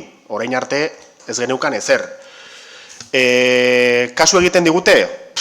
Zuek esan duzen moduan. Ala nola gutxi, ala ezer ez. Edo kasu batzuetan bai, baina, tira. Leninek esan zuen bezala, egia esatea bazen benetako irautza. Nik botako dut benetako egi bat, eta bada dirua. Gauza askotarako ez dago dirurik, eta errana da hemen, eta gainera egia da. Zergatik ez dago dirurik? Ez herri mugimenduek defendatzen duen moduan, edo ez dakit oinarrizko errentaren aldeko mugimenduak oso azerretuta daude. 60 euro hileroko gutxiago kobratuko dutela, hemendik aurrera jendeak, ez dago dirurik. Dirua non dago? Orain dela hilabete bat, 22 milioi euroko murrizketa azaldu edo argitaratu zuen gobernuak, eta egun berean Ursue Barkosek sinatu zuen konbenio bat Artzapezpikuarekin katedrala erritzeko, egun berean. 1.200.000 euro, ez? Claro, demagogia da, bai, baina dirua hor dago, ez? Dirua non dago? UGT, Komisiones Obrerasek eta patronalak kobratu egin dituzte ia 6 milioi euro diru laguntza moduan. Ez que dirua hor dago. Demagogia bai, claro, demagogia da. Egingo dugu demagogia, baina ez que dirua hor dago. Claro, gauza bat, gainera, benetako gatazka eta aldaketa horren gertutik dagoena. Orain dela hilabete batzuk, klinika universitarioaren langileei kendutako bueno, diru laguntza edo ez daki zer, ez? Gatazka izugarria sortu zen Opusen aldetik. Gobernuak mantendu zuen pultsoa eta aurrera, oso ondo, gainera. Orain dela hilabete bat, sinatu zuten akordio marko bat klinika universitariarekin, eta ja urak bere egunera heldu dira, eta ja ez dago gatazkarik, eta bueno, hemen pakea, eta batzuentzat gloria ere bai, ez? Hor dago dirua. Claro, gobernu guztion jardueran badaude ez dakit, oztopo asko, limite asko, muga asko, claro, hor dago estatua, Bruselak, badaude denetarik. Baina neurri hauetan ez zegoen hor, ez? Orduan, claro, benetako gatazka sortuko alda UGT-ri, Komisiones Obrerasi, patronalari, Elizari, Opusi, ez daki nori, kentzen badiogu diru laguntza hori, bai, benetako gatazka etorriko da. Baina zergatik, benetako aldaketa egiten ari garelako. Hori egiten ez den bitartean, hemen izanen gara, hori eztabaidatzen, gobernua ongi, gobernua gaizki, eta kalkuluak elektoralak egiten. Eta zenbat boto utzi ditugu bidean urtebete hauetan. Kalkulo elektoralaekin hasten bagara, akabo. Eta horretarako ikusi behar dugu zegertatu zitzaion Kataluniako tripartituari orain dela ezakizen bat urte, ez? Hori ez da hemen gertatu behar, ez? Orduan, bai herri mugimenduetan eta beste arlo askotan dirua bilatu behar da. Baina jakin behar dugu non dagoen dirua eta nori kendu behar dugun dirua. Claro, alderdi politiko guztion ahotan entzun dugu berdintasuna, edo zerbitzu publikoen aldeko diskursoa, hori sinatzen du edo nork. Baina ezke dirua banatzeko lehenik eta behin kendu behar diogu batzuei. Eta zerbitzu publikoen alde benetako aldaketa egiteko interes pribatu zehatz batzuen aurka jo behar dugu. Eta horrek sortzen du gatazka, ez? Ez dakit erantzun dudan, baina da nire ikuspuntua. Nik, igual, punte batzu gutxienez egin nahiko nituzke. Eta nik uste dut gakoetako, aldaketa honeko kitzazkeen arriskuen artean bat da, 4 urte bakarrik irautea.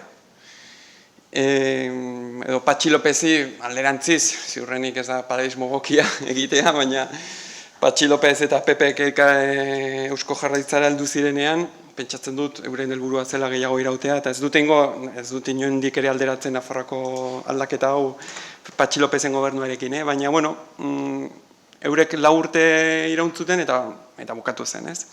Orduan, aldaketa honek duen arriskuetakoa da, benetako aldaketa bat izateko 4 urte baino gehiago iraun behar ditu. Eta ibaik lehen esan du, ez, gakoetakoa dela, nola zabaldu gehiengo hori, aldegia, hemendik 4 urte barru, azkenean lehia politiko bat delako, eta hori alderdien bitartez egituratzen delako, hauteskundetara iritsi hartzara, eta lehia estua izan behar du, eta alik eta alden enean gehiengo zabalago bat egon behar du, eta hori nola lortzen da, ez?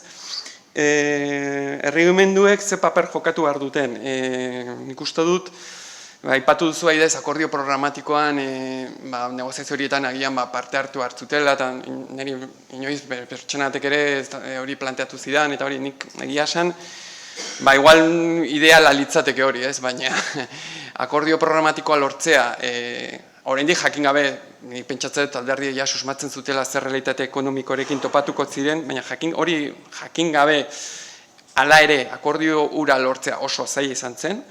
Nik uste dut besteak beste lortu zutela bertigo hori ere bazutelako, nik uste dut ezin ziotela herritarrok genukan espektatiba hori huts egin, eta hori ere motor bat da, ezin dutela huts egin, eta negoziazioak oso zailak izan ziren, eta hori egituratzea herri mugimenduaren parte hartze batekin agian sendotuko luke, baina nik uste dut oso ariketa zaila zela, ez?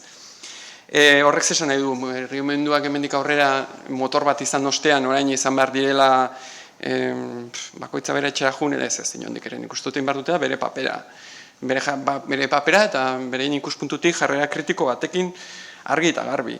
Baina hemen gakoetako bada dirua, ez? Eta nik pixkat Ibanen hildotik, ez dakit antzera ingo dudan, edo nik uste dut, gutxienez, ez dakit 4 urte iraungo dituen, ne uste perspektiba eduki behar dute aldaketakoek 4 urte baino gehiago jun, eta norabide bat eduki guztiek, nahiz eta ezkerra bat eta Bildu batek proiektu ezberdinak dituzten, ez? Baina gauzatzutan nik uste dut norabide bat bai markatu behar dutela antzekoa, ez? Gero lortuko duzu hurrengo hauteskundetan bai edo ez, baina norabide hori eduki beharko lukete. Eta orduan, gutxienez zer lortu beharko litzateke legealdi honetan, gutxienez, nire iritziz.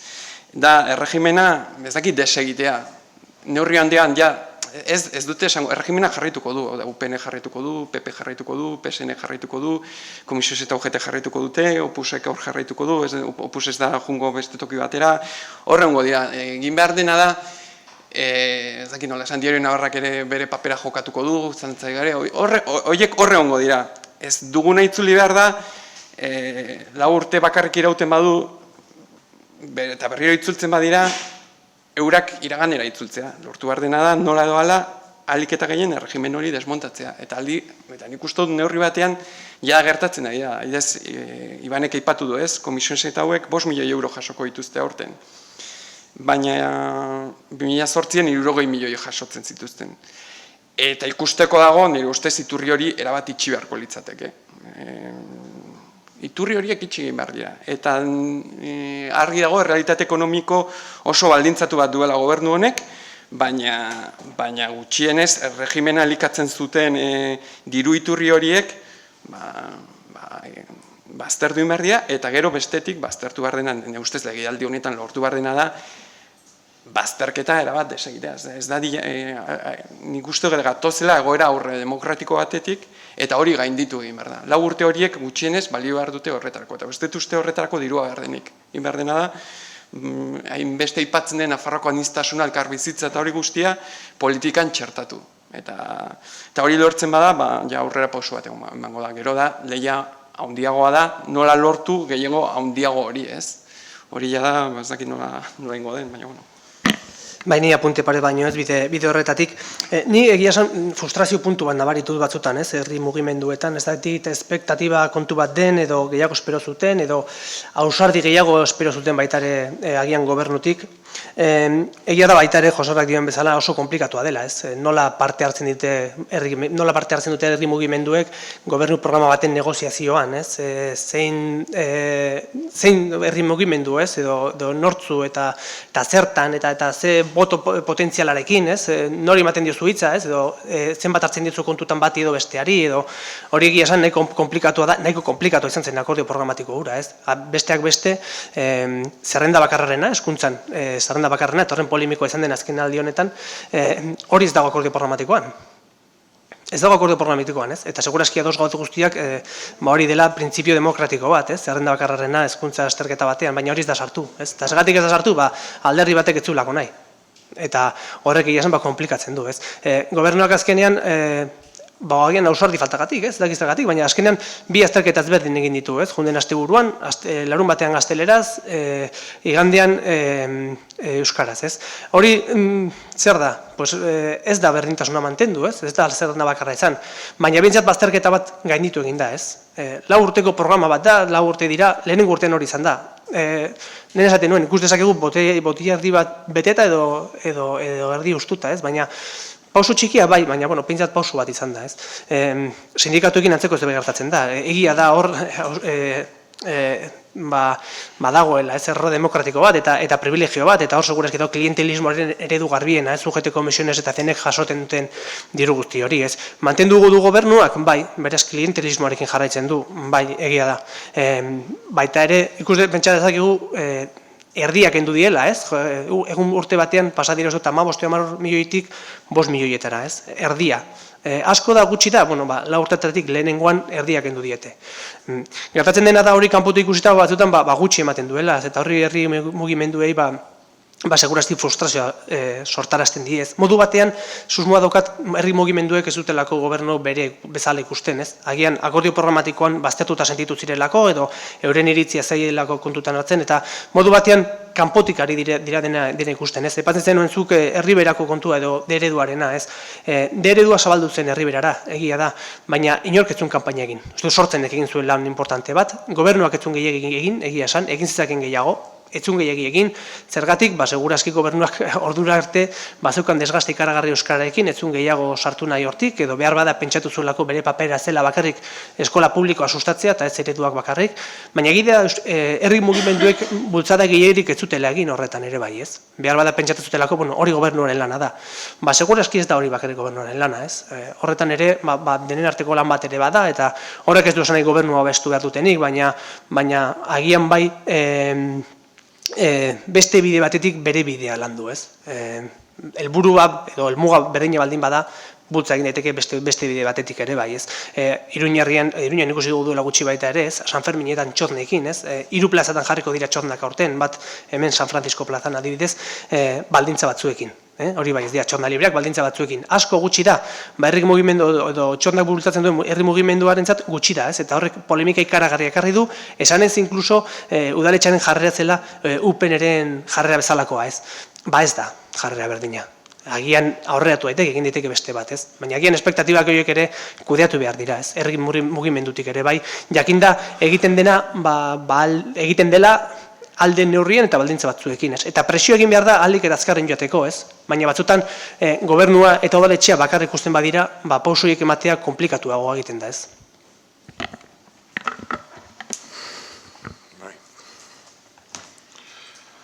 Niretzat, hor bi bizio da, premisa bat baldin bada, legegintzaldi bat baino gehiago egin behar dela, legegintzaldi honen helburu nagusietako bat bigarren legegintzaldia lortzea da.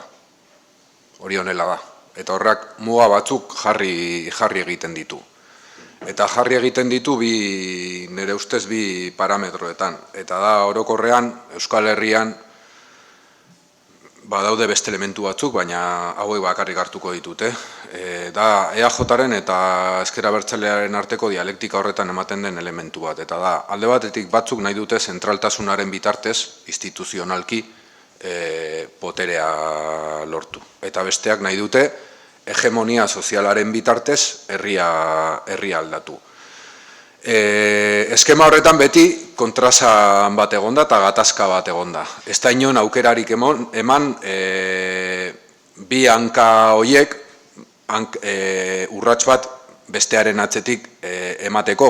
Eta orduan, gure ibilbidea herri bezala beti izan da saltoka erren baten ibilbidea. Hori da gure realidadea. Nafarroan dagoen pluraltasunak eman egiten ditu aukera batzuk gauzak desberdin planteatzeko. Ez guk nahiko genukena egiteagatik, guk nahiko genituzke segurrazko gure bi hankak gureak izatea eta baten alde baldin bagaude, korrika egitea hegemoniaren alde eta bestea baldin bagaude zentraltasunaren bitartez poterean mantentzea eta gauzak kudeatu alizatea, baina hori hemen ezinezkoa da. Eta ez hori bakarrik, badaude beste familia batzuk ere hori egin behar denak. Nire ustez errealitate printzipio bat ezarri behar da zea bezala, eta da adibidez, planteatu da Patxi López. Patxi López ez, baina uste dut adibidez Gipuzkoako gobernuarekin, aurreko legegintzaldiarekin badaudela antzekotasun batzuk aldaketaren zentzuak. Ez ideologikoki, baina bai aldaketaren zentzuak. Euskera planteatu da, zein da gure realitatea? Gaur egun jendeak ordaindu egin behar du gure hizkuntza ikasteko. EH Bilduk eraman zuen aurreko hauteskunde programan, baina realitatea hori daukagu, Gipuzkoan. Duan, zeintzuk dira gure lehentasunak? Eta herri mugimenduak planteatu egin behar du, zeintzuk diren lehentasunak. Horrekin batera, herri mugimendua autonomoa nahi du izan. Baina autonomia horretan ezin ditu politikak diktatu ere. Alegia, autonomia hori bi norabidetan eman egiten da. Eta posible da gazte mugimenduarentzat herri honetan orain gaztetxea lehentasun bat izatea.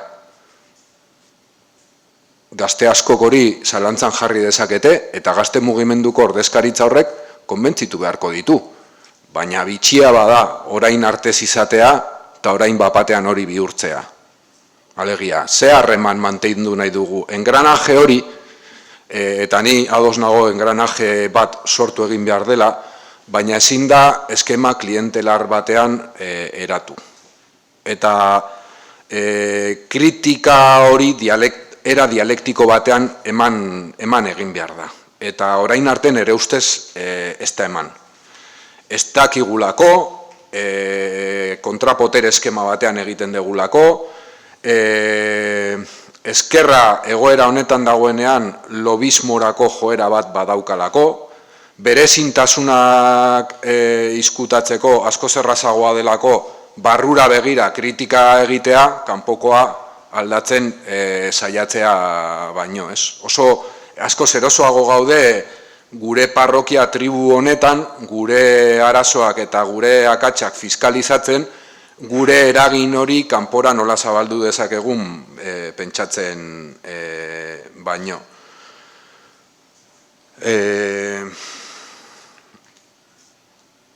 Hau da, eta gero ere uste dut, askotan ere modu dikotomiko batean planteatzen ditugula etengabe gauzak, ez? Eta horrek eramaten gaitu ezintasun frustrazio handi batzutara, ez? Benetan, 4 urte baino gehiago egin behar ditugun gauza batzutarako. Baloratu behar dugu hori egin alizateko zer utzi dezakegun bidean 4 urte hauetan. Alegia, evidentea da, gauza batzuk imposiblea dira batera egitea. Eta horretarako behar da beste eztabaida maila bat. Alegia, urtetan, herri honetan, bizi izan dugun egoeragatik ziur asko, edo bueno, bestela ere espainolizatu egin garelako, gu ezin gara eztabaida batetara sartu, baldin eta ez badakigu zeintzuk izango diren eztabaida horren ondorioak. Eta hori ez da eztabaidatzea. Hori ez da eztabaidatzea. Eta berdin gertatzen da zearekin, ez? Efikaziaren printzipioarekin, errealitatearena eta efikaziarena. Mai gainean jarri behar ditugu aukera guztiak eta badakigu horietatik guretzat dogmak izan diren batzuk bertan bera geratuko direla. Ez dago beste ezearik. Euskalgintzarena, niretzat beti da adibide on bat. Begiratzen baldin badiogu, eta hemen honetaz ni baino askoz gehiago dakiten pertsonak bazaudete, baina historiko bat egiten baldin badugu eta konparatzen baldin baditugu Baskongadetako gobernuak eta Nafarroko gobernuak, daukagu gobernu bat printzipioz euskeraren alde ari dena, esplizitoki politika publiko batzuk martxan jartzen dituenak, bere mugarekin, inbertsio bat egiten duena, eskubideen aldetik bere zeak dauzkanak, baina esaten dut, 2015an, oraindik orain Gipuzkoan, alderdi baten programan bakarrik zijoan euskaltegietan ikasi alizateko, ordaindu behar ez izateko proposamen hori. Abertzaleen artean ere ez gara horretara heldu, baina bueno, goazen, printzipioz gobernu horiek alde egon dira. Eta Nafarroan esplizitoki kontrakoa izan dugu. Alegia, esplizitoki euskeraren kontra, euskaldunen kontra egongo ziren gobernuak izango zirela defendatu dutenak publikoki. Gutxietsi dutenak hizkuntza bat jakitea ere. Alegia, hizkuntza bat gehiago jakitea gutxiago balio duela defendatu duten pertsona gobernuan egon dira.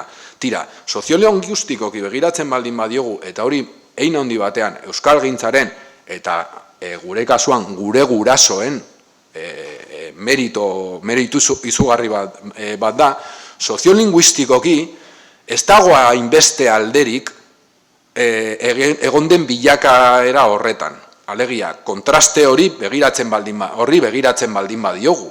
Ze kontrastea politiketan izugarria da, baina sozialki herrialde honetan lortu egin da hizkuntza salbatzea, buelta ematea, sozialki maila batean hori. Non dago elementu nagusia, desberdintasun nagusia, aurkakotasunean.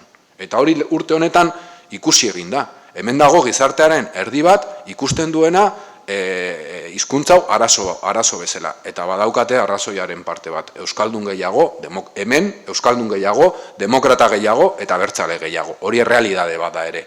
Alegia, termino partidarioetan arrazoiak badauzkate. Arrazoi horiek oso okerrak dira, autoritarioak, sektarioak, antidemokratikoak, nahi den guztia. Baina intelektualki ez daude oker. Orduan, zeintzuk dira hemen implementatu behar ditugun politikak errealitate printzipio horrekin eta bilakaera soziolinguistiko horrekin euskeraren ez biziraupena bakarrik baizik eta garapena eta estrukturalki, aldaketa hori estrukturalki izatea. Dauzkagun baliabidekin, hegoaldera goaz, ikastolak daude. Ze esfortzu eginda ikastola horiek mantentzeko. Eskema soziolinguistiko horretan izugarria da. Defizit hori ordaindu eginda, nazio baten zearekin, komunikabidetara baldin bagoaz. Pentsatu behar dugu gure eta herri mugimenduak ere berindarrak nola banatzen dituen. Gaur egun, eskoriatzan herritar bakoitzak 100 eurotik gora jartzen du Aretxabaletan eskoriatzan, bietako batean. Urtero 100 eurotik gora jarri egiten du euskerazko komunikabideak mantentzeko. Tuteran 0 da. Baina non daude gure beharrak euskeranen aldetik? Igual batetik atera eta beste nonbaiten gauza horiek ez dira gobernuaren ardura edo ez dira gobernuaren ardura bakarrik. Herri mugimenduak badauka lehentasun bat. Nik ez dut uste bideragarria zenik adibidez programaren adosketa horretan asamblearioki hori egitea. Uste dut gainera konpensatuta dagola hori. Uste dut lobby diren enean herri mugimendua programa horretan eragin bat izan duela. Eta nik behintzat erreflejatuta ikusten dut programa horretan herri mugimenduaren hildoetako batzuk. Orain, berriro diot, programa hori hor dago. Zeintzuk dira herri mugimenduaren alor bakoitzaren lentasunak horren garapenerako? Ni periodikoa daukat, egunero argitaratzen duguna eta ez ditut hoiek hor ikusi. Guazen bakoitza berea nola egiten dugun hobeto ikustera. Zebesten fiskalizazioan bikaina garela demostratu dugu.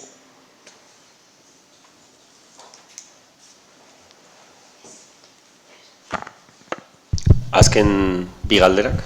Bueno, ni oso konfuso nago gaurko honekin, zen, kada. Goizean egin dugu begira historiko bat, eta suposatzen da, orain, etorkizuneko erronkak horretu barko genuela. Bueno, bukaeran atea dira. Asko atea da Euskararen gaia, arratsaldean jorratu behar duguna.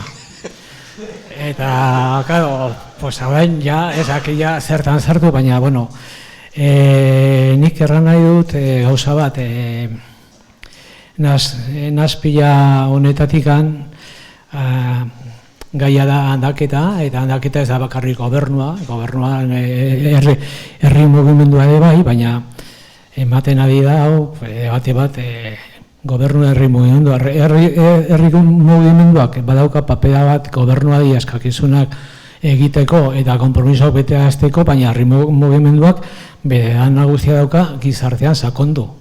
Herri mugimenduak minoritariok bandin badira, erradikadegiak bandin badira, eta zenbait eskakizunak errealitatetik urruti daude. Nik pensatzen dut, errealitatetik ez gara gehiegi dotu behar. Zen errealitate printzipio reformismo batetara eman gaizake. Baina ezin dezakegu ahaztu gizartean nola dagoen. Bueno, eta hau esan da, errealitate printzipio oso reformista izan daiteke, eta problema da, gero defraudazioa bozkatzaileei. Eta hori neurri batean gertatzen ari da. Agian handaketa bota dutenak, bota dugu gehien bat UPN kanporatzeko, denbiziko paragrafoan edoik planteatu dutena, eta gero boto hori oso diverso izan da, eta akordio programatikoan ikusten da.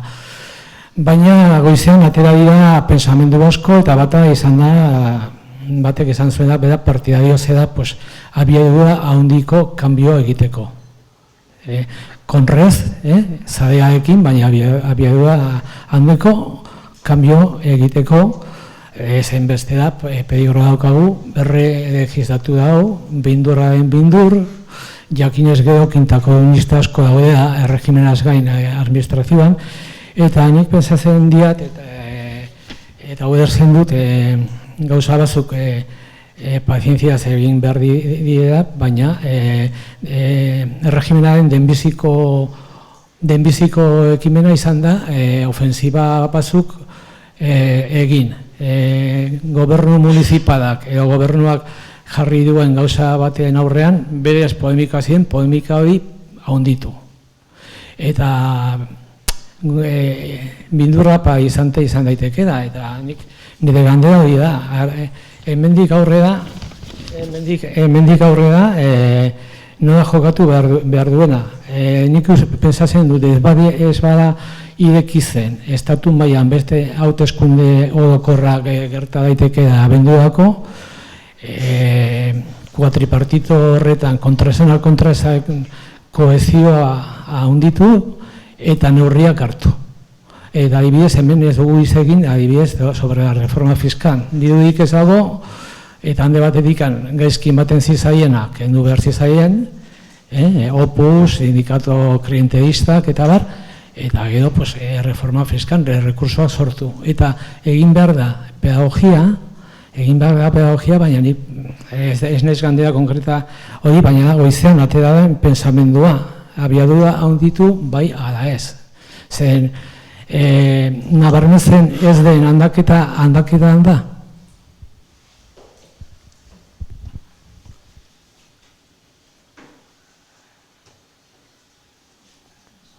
Gertatzen dena, esan dut galdera, baina ez dakit denbora dagoen erantzuteko, orduan ez dakit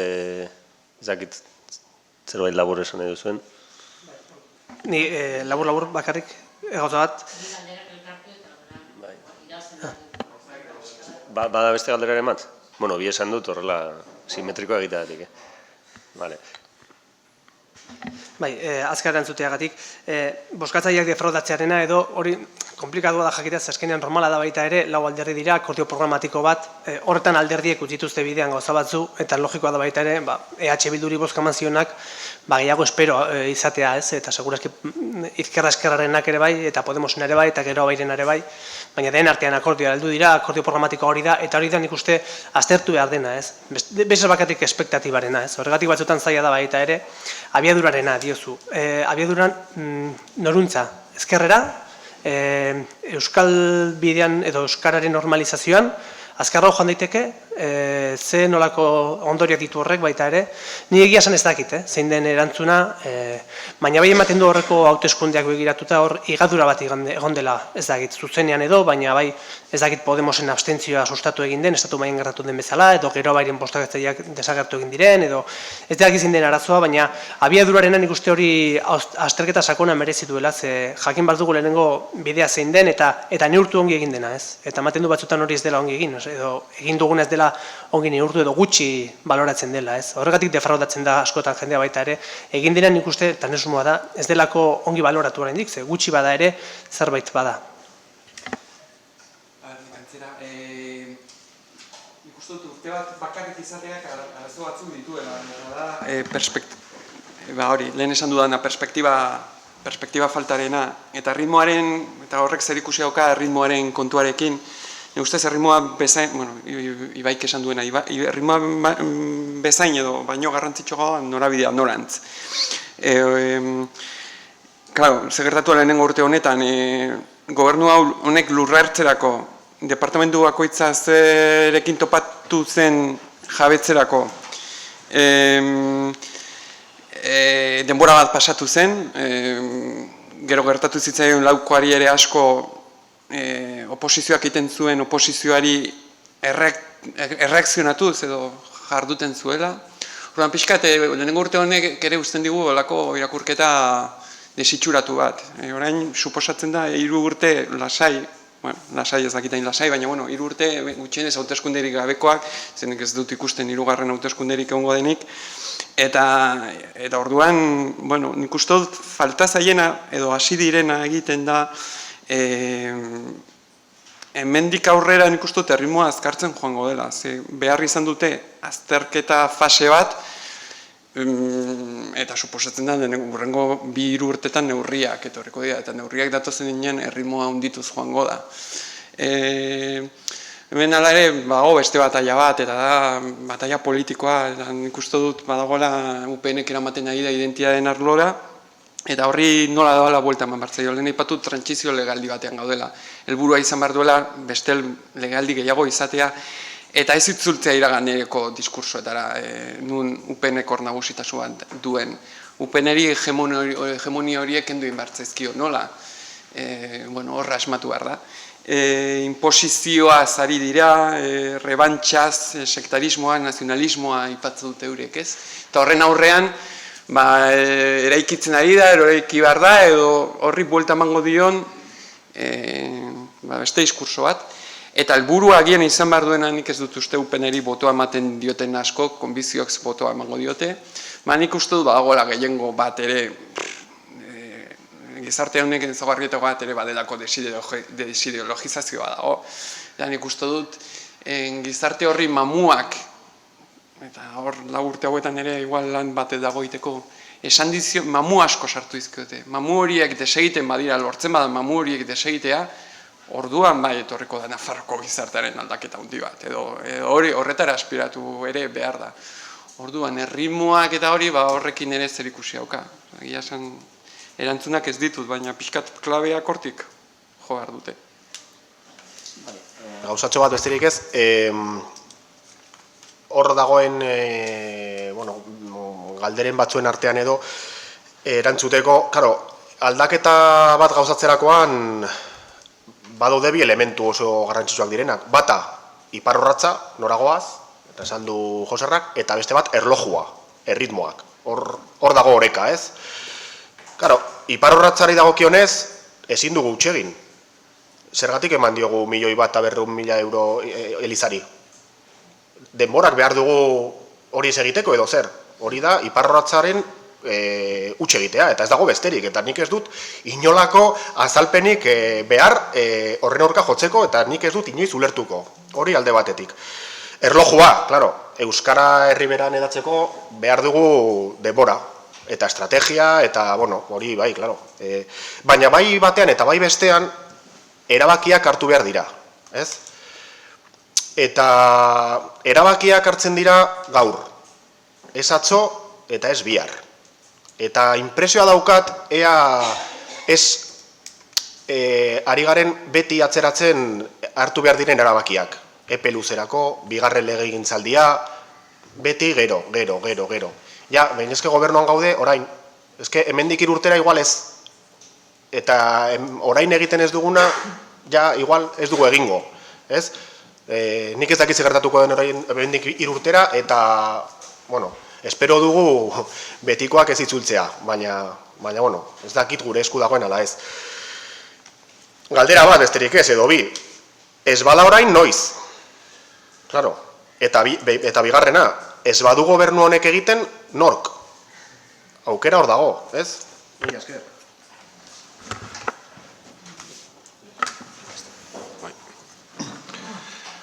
Amaieratik hasteko, ez bada eadoz nago, baina esaldia da, ez bagara gu nork.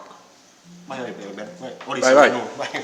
baina aldea dago, Bai, baina nik ikusten dut hemen jende gehiegi, ez bada gobernu hau nor.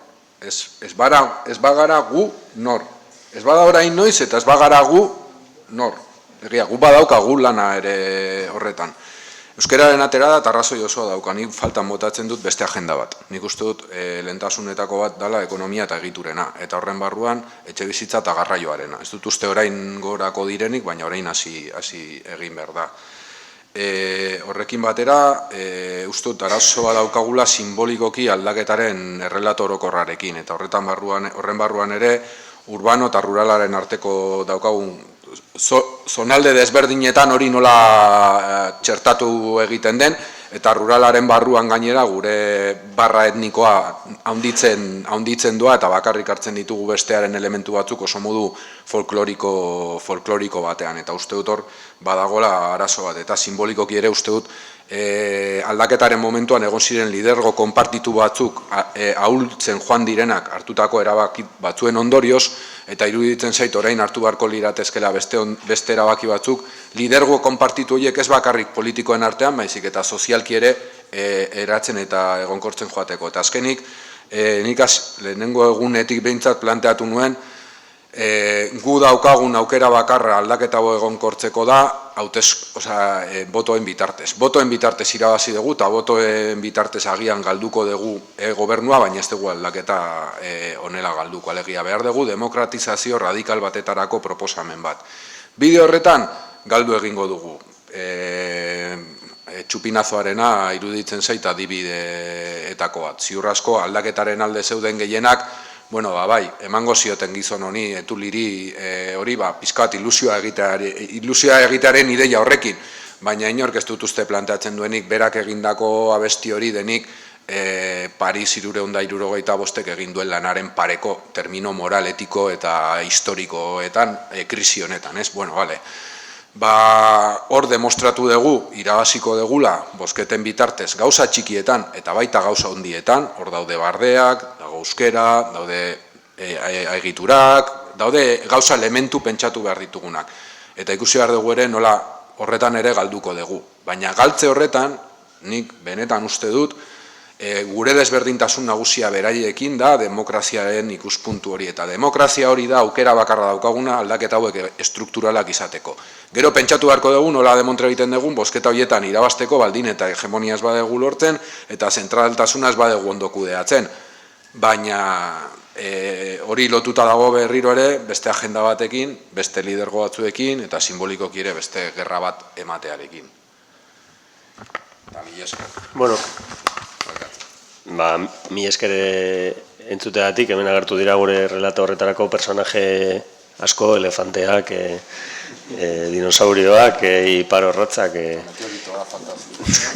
denetarik, lurrartzeak, eta bar izan daitezke personaiak, eta edozein kasutan egia, eta nik uste dut ondo dagoela, inkluso mantra batek bezala errepikatzea, ia bertutearen maila igotzeko ez, gai garen Europako txokonetatik, beraz mi esker eta ondo janda dira arratsaldea.